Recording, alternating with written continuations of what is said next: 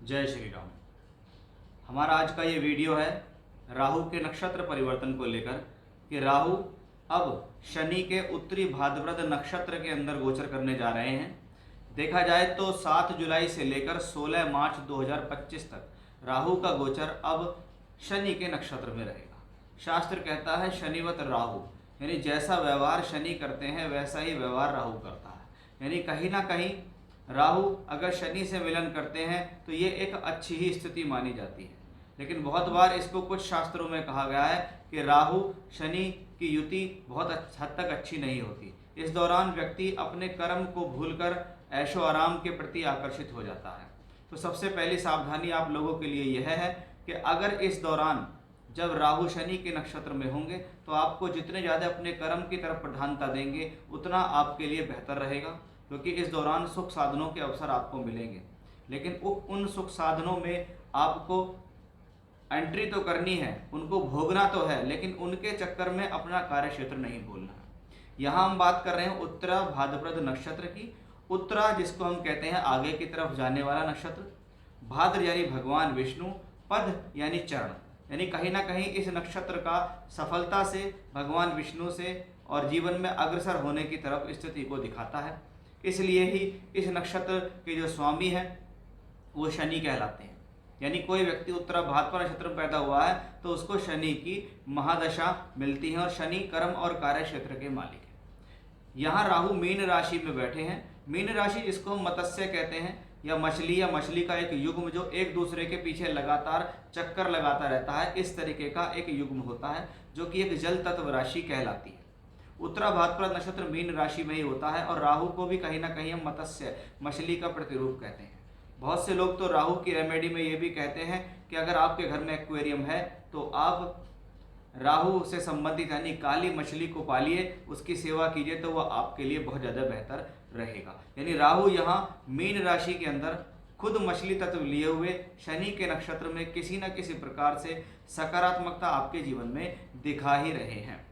शनि को देखें वर्तमान में तो वो कुंभ राशि में है, बृहस्पति की राशि में राहु है तो बृहस्पति को देखें तो वो वृषभ राशि में है। यानी इसका मतलब वर्तमान समय में अगर हम देखें तो राहु गुरु की राशि में, गुरु वृषभ राशि के अंदर, एक शुभ राशि के अंदर, एक धन की राशि के अंदर है। राहु शनि के नक्षत्र में है और शनि इस दौरान चल रहे हैं अपनी ही कुंभ राशि के अंदर।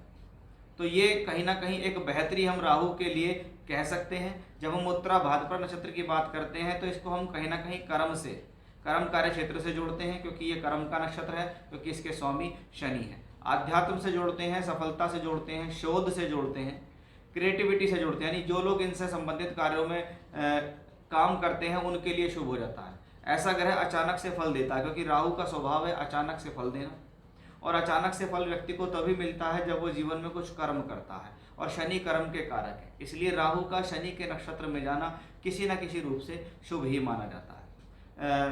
उत्तरा भाद्रपद नक्षत्र के देवता के बारे में बात करें, क्योंकि वो तो हमने बताया कि उत्तरा भाद्रपद नक्षत्र में अगर कोई जन्म लेगा तो शनि की उसको महादशा मिल जाती है। लेकिन इसके देवता के बारे में बात करें तो इसके देवता हैं अहिर्बुधन्य। अहिर्बुधन्य जिनको एक सर्प से संबंधित जोड़ा गया, राहु को भी हम सर्प से जोड़ते हैं। ऐसे सभी जीव या जंतु जो रेंग रेंग कर चलते हों जीवन में, उनका कहीं ना कहीं राहु से संबंध है। क्योंकि राहु और केतु, क्योंकि राहु का सिर्फ ऊपरी हिस्सा है, निचला हिस्सा नहीं है, यानी उसके पास चरण नहीं है, पद नहीं है, चलने के लिए पाँव नहीं है। इसलिए रेंगने वाले जो जीव जंतु जैसे सर्प होता है या मछली है, ये रेंग रेंग कर चलते हैं, तो उनसे भी इनका कहीं ना कहीं झुकाव देखा गया है। और इनका सीधा सीधा तात्पर्य कहीं ना कहीं अहिर का मतलब होता है, अहिर बुधन्य का मतलब है, अहिर मतलब सर्प, बुधन्य मतलब भगवान विष्णु। यानी एक बात स्पष्ट है कि बार बार जब भगवान विष्णु का इसमें संपर्क दिखाई देता है, तो ऐसी स्थिति में जब राहु शनि के नक्षत्र में गोचर करते हैं तो आप इस दौरान हनुमान जी की उपासना कर सकते हैं, आप इस दौरान शिव जी की उपासना कर सकते हैं, या जो भी ईश्वर जो भी इष्ट सर्प को धारण किए हुए हैं, जैसे भगवान गणेश सर्प को बांधते हैं, भगवान शिव गले में धारण किए हुए हैं, भगवान विष्णु सर्प के ऊपर लेटे हुए हैं, तो इनसे संबंधित देवी देवताओं की पूजा करने से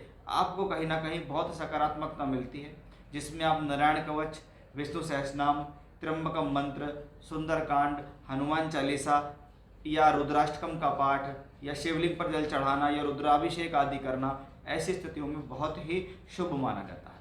अब हम देखेंगे कि आपकी राशि के लिए इसका क्या विशेष प्रभाव होने वाला है जब राहु ग्रह शनि के उत्तरा भाद्रपद नक्षत्र में गोचर करेंगे। बात करते हैं कि राहु जब शनि के नक्षत्र में गोचर करेंगे तो कर्क राशि के जातकों पर इसका क्या प्रभाव होगा। देखिए, कर्क राशि के जातकों, आपके लिए एक विशेष सावधानी मैं आपको सबसे पहले बताना चाहूँगा कि राहु आपकी राशि से नवम भाव के अंदर बैठे हुए, 9th हाउस के अंदर राहु का फल बहुत बढ़िया नहीं बताया गया। नॉर्मल तौर पर देखें तो केतु को फिर भी कुछ शास्त्रों में 9th हाउस में अच्छा कहा गया है, क्योंकि केतु को हम धर्म या अध्यात्म से जोड़ते हैं, क्योंकि नवम भाव से राहु को बहुत अच्छे रिजल्ट नहीं बताए गए हैं गोचर में। कुंडली में 9वें घर में बैठा है तो डिपेंड करेगा वो किसकी राशि में बैठा है, लेकिन गोचर में देखें तो चंद्रमा से 9वें घर के अंदर राहु का बैठना कोई बहुत अच्छे फल को नहीं बताता है। अब नवम भाव भाग्य का है और नवम भाव पिता का है। राहु गए हैं शनि के नक्षत्र में और शनि बैठे हैं आपकी राशि से अष्टम भाव में शनि की ढैया का प्रभाव देते हुए। इस दौरान अपने पिता के साथ संबंधों को संभाल के रखें और पिता के स्वास्थ्य का भी आपको ख्याल रखना होगा। अगर ऐसी स्थिति में किसी भी तरीके से आपको राहु से संबंधित दशा अंतर या प्रत्यंतर चल रही है तो ये ट्रांजिट आपके लिए कहता है कि भाई इस पूरे ट्रांजिट में आपको बड़ा सावधान रहना है। या तो जब तक सावधान रहना है जब तक वो ट्रांजिट चलेगा, या जब तक सावधान रहना जब तक वो दशा चलेगी। और यदि दोनों ही चीज़ें एक साथ चल रही हैं तो देखिए, इंट्रोडक्शन में उपाय मैंने आपको बताए वो आपको करने ही पड़ेंगे। ऐसी स्थिति में अगर आपको कष्ट का अनुभव होता है तो भगवान विष्णु ही आपके उन कष्टों को हर सकते हैं। बिल्कुल आपको ऐसी स्थिति में ये नियम बना लेना है कि भाई मैं ये उपाय करूँगा ही करूँगा। जो भी उपाय मैंने आपको इंट्रोडक्शन में बताया, आप कोई भी एक उपाय ले लीजिए उसमें। जैसे मैंने भगवान विष्णु से संबंधित भी कहा है, मैं आपको अभी फिर कह रहा हूँ कि भाई नारायण कवच पढ़िए, ये आपके लिए सूटेबल है, ये आपको प्रॉब्लम से निकाल सकता है। क्योंकि राहु शनि के नक्षत्र में है और शनि अष्टम भाव में, इस दौरान शनि 14 नवंबर तक वक्री भी है, यानी ये स्थिति भाग्य में अड़चन और रुकावट देने में सक्षम है। कह सकते हैं इस दौरान साढ़े शनि की ढैया जो आप पर चल रही है वो किसी न किसी रूप से आपके ऊपर प्रेशर बनाने में सक्षम रहेगी। चाहे इसको शनि का ढैया का प्रभाव कहिए, चाहे राहु का शनि के नक्षत्र में गोचर कहिए, ये दोनों तौर पे आपके लिए टिपिकल साबित हो सकता है। 14 नवंबर तक की स्थिति प्रॉब्लमेटिक है, क्योंकि शनि तब तक वक्री रहेंगे। वक्री रहेंगे तो 8वें घर में रहेंगे, और वक्री भी रहेंगे तो अष्टम भाव अड़चन दुविधा परेशानी का है। राहु उससे कनेक्टेड हो चुके हैं, यानी ये स्थिति सभी तरीके से जीवन में प्रॉब्लम दे सकती है। चाहे एजुकेशनली हो, चाहे नौकरी के लिए हो, चाहे व्यापार के लिए हो, कहीं ना कहीं आपके जीवन में एक संघर्ष को बनाकर लगातार रखेगी। एक टफनेस आपके जीवन में लगातार इस दौरान बनती दिखाई देगी। राहु गुरु की राशि में है और गुरु 11th हाउस के अंदर है, यानी किसी न किसी प्रकार से सोर्स ऑफ इनकम तो बने रहेंगे।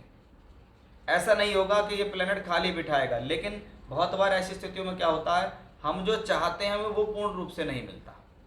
हमारे एफर्ट्स तो 100 नंबर के हैं पूरे, कि हमने 100 में से 100 का कार्य किया है, लेकिन हमें जो रिजल्ट मिल रहा है वो 50 का 60 का ही मिल रहा है। तो ये स्थिति आपको थोड़ा तोड़ने में सक्षम हो सकती है, आपको परेशान करने में सक्षम हो सकती है कि यार इतना मेहनत कर रहे हैं लेकिन फिर भी हाथ में नहीं आ रहा। लेकिन ऐसी स्थिति में अगर आप ईश्वर की बागडोर संभाल के रखते हैं कि ईश्वर की डोर मैंने पकड़ी हुई है, मैं भगवान का भजन कर रहा हूँ, मैं भगवान विष्णु से प्रार्थना कर रहा हूँ, तो वो मेरे कठिन कार्यों को भी आसानी से हल कर देंगे। यही फायदे होते हैं उपाय के, अगर आप उसको सच्ची श्रद्धा से करते हैं। तो राहु का यहाँ पर इंटरनली कनेक्शन शनि से है, तो बहुत अच्छी स्थिति में तो मैं इसको यहाँ नहीं कहूँगा। इसलिए इस बात का आपको ध्यान रखना है कि भाई ये जो ट्रांजिट है ये आपके लिए बहुत शुभ अंक लेकर तो नहीं आ रहा है, और जब शुभ अंक नहीं है तो उनको उपाय करके हम उन स्थितियों को शुभ बना सकते हैं। तो ये था एक राहु का ट्रांजिट, के राहु जब शनि के नक्षत्र में होंगे तो भाई कहीं ना कहीं मेरे हिसाब से तो ये स्थितियाँ नकारात्मक ज़्यादा दिखाई देती हैं। जय श्री राम।